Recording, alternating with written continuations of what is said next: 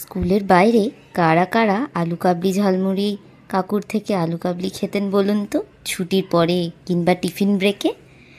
আমরা তো খুব খেয়েছি, আর বকাও খেয়েছি বাড়িতে খুব।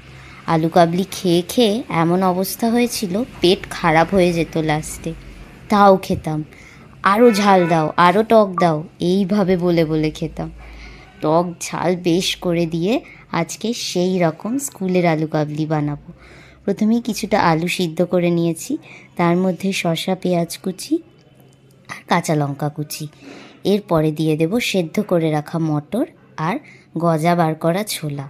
আপনাদের কাছে এমনি ভেজানো ছোলা থাকলেও দিতে পারেন।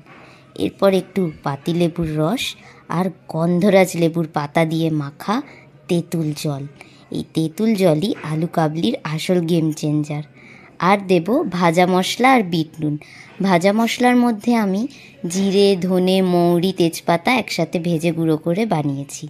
এইবার সব কিছু একসাথে মেখে শাল পাতায় স্কুলের কাকুর মতো আলু কাবলি কেমন লাগলো জানাবেন কিন্তু।